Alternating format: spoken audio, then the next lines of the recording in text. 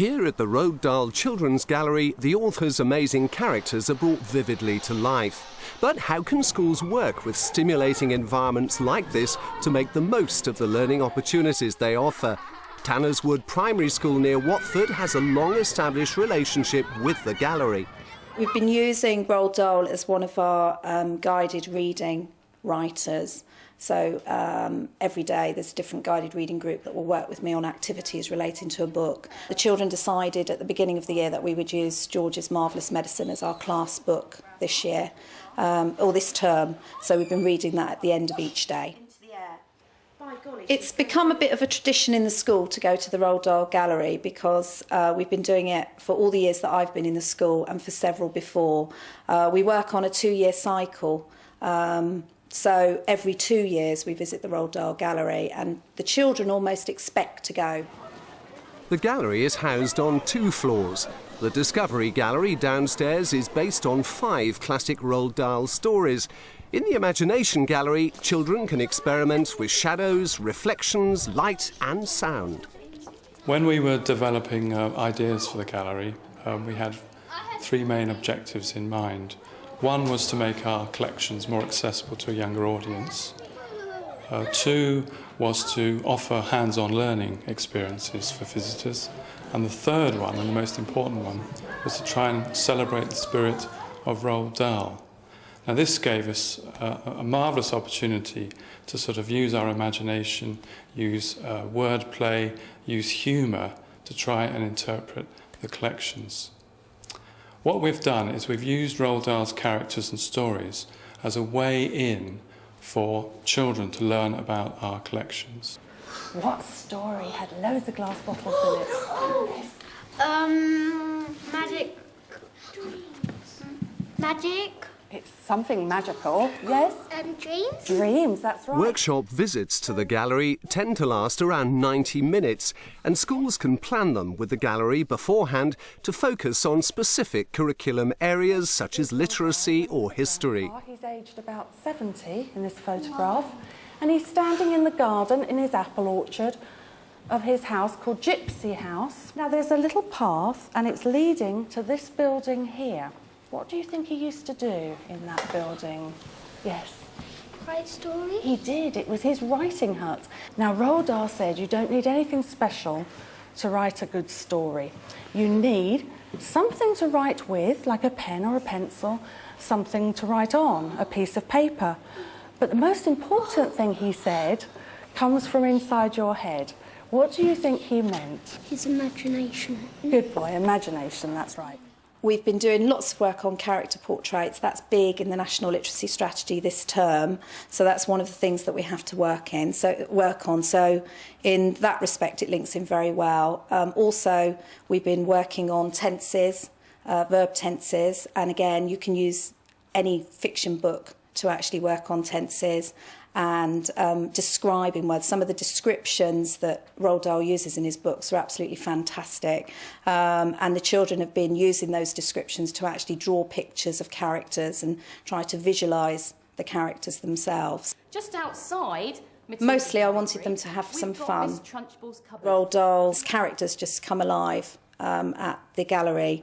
When you're reading a book, you have to imagine a lot of the things that you're seeing, and the pictures that Quentin Blake draws and are all over the gallery just bring it alive. And the artefacts as well just make it very exciting. When we were developing ideas for the gallery, we wanted to sort of tackle the gallery, the curriculum from a different sort of angle. So what we did, we actually started with Roald Dahl's books. We looked through his stories, we tried to identify themes in his stories that we could link in with the national curriculum. During the session, children get the opportunity to explore and experiment with the exhibits, starting in the Discovery Gallery. Here, for instance, they're able to study creepy crawlies under a microscope. The gallery is very multisensory. There are things to touch, there are colours and lights and sound and so forth. You can be very, very active in the gallery. Novels are a great cross-curricular resource if you think from the beginning about how you might tie it into the rest of your teaching. So I think it's a real stimulus to creative imagination, it's a stimulus to discussion and thinking skills, and it also makes the children engage with the book in a very different sort of way. Boys and girls, ladies, this is our morning production of Augustus Gloop, that greedy boy. I think that probably they're going to have a lot more fun than they do perhaps in a normal day in the classroom. It also can give opportunities for children who perhaps might not get picked for role play in the classroom, that they might be picked for something here, and it often surprises the teacher, oh, I never thought so-and-so would be up for doing something like that.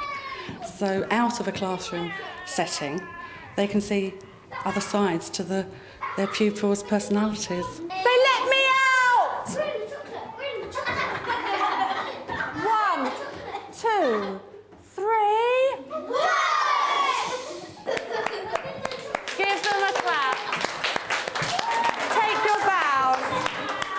We've been acting out Charlie in the Chocolate Factory when Augustus Gloop was falling in the chocolate river and coming up in the bubbles. I think the staff at the gallery, the way that they actually talk about Roald Dahl and about the characters in the stories, that they are very theatrical in their presentation, and I think that really makes the children sit up and listen. And I noticed that there wasn't any talking amongst any of the children whilst the gallery staff were talking themselves. And the children were keen to actually answer questions and put their hands up. So for us, it's quite refreshing. In the Imagination Gallery, the themes have sort of evolved around the central exhibit, which is the Twits, and you can see the Twits upside down room, which is very much, well, how we see the world. We see the world through our eyes. Our eyes see things upside down, and then our brain turns the image the right way round. So upstairs there are lots of things to do with optical illusions, light and colour, mirrors and reflections. Because in Dahl's world, things weren't always as they first appear. You can't always believe your eyes. 5, 4, 3, 2, 1. Excellent. Step away from the wall, open your eyes. It looks like you're all jumping up in the air, doesn't it? I enjoyed the most of the gallery is the room up there, the imagination room. Why did you like that one the most? Because you get to feel the Twits beard and do stuff with them. What's going to happen now is I'm going to put you on our television. Would you like that? Yes! Right. We need to say 3 words for this to happen, though. The words are lights, camera, action. So all together. Lights, camera, action. Well, you're on TV. Give yourselves a wave. Say hello, me. Hello, me. Okay. Could I have the 3 girls in the middle standing up? You might be in for a bit of a shock, girls, because you see, you're so tiny now, I can hold all 3 of you in my hand. I know it does come as a shock when this happens to children. I can pat you on the head. And you.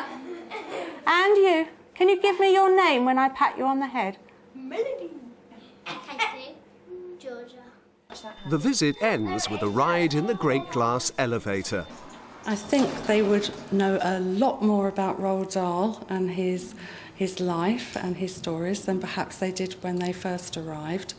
I hope it would make them feel very keen to read more of his stories. I think it's a wonderful experience, and I think it leaves a lasting impression as well on the children who visit here. Back at school, the class reflects on the visit. So you can talk to the people around you about the best parts of the trip, your favourite parts of the trip, and share our ideas.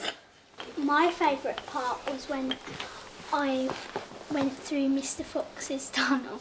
I think it's absolutely imperative to actually do follow-up work, because otherwise there's no benefit to actually going if you're just going to slot it in to be one day out where you do something and then you come back and you don't do anything at all about it.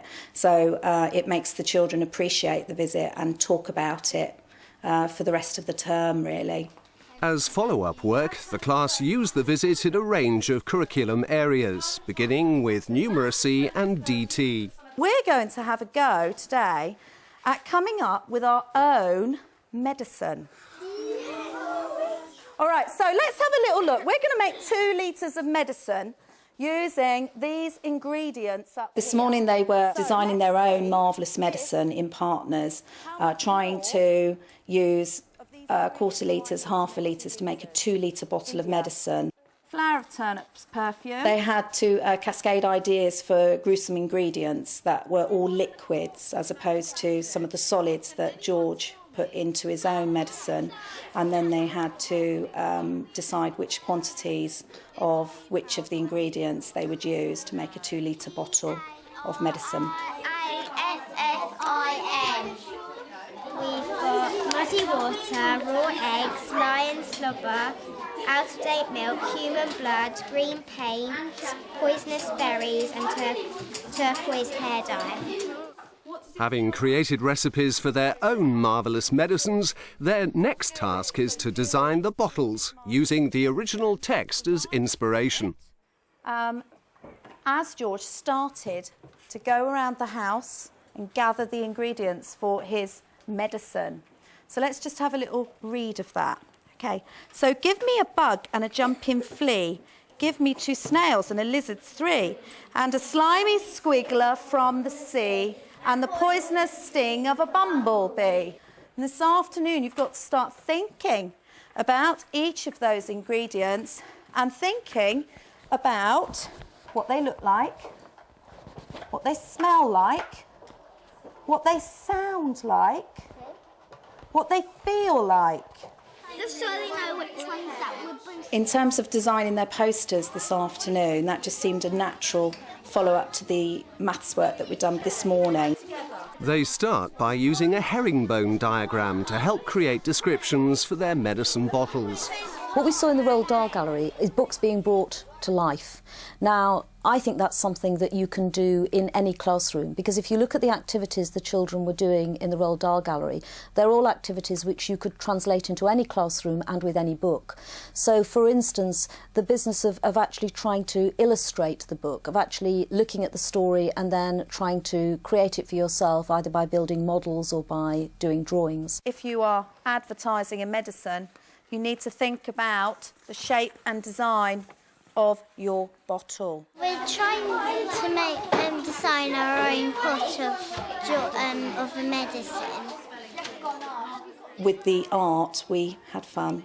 It doesn't link to our current scheme of work, but I am told by my colleagues and by the head and the deputy head that the national curriculum is a guideline, and, you know, if the children need it, you can deviate from it. Well, I have visited galleries myself with my own children, and I think they only really come alive when you go as a school, because the gallery staff are there for you, and they do entertain the children. Whereas as a parent, when you go along to a gallery, you are doing it all. So I think as a school it's invaluable to go.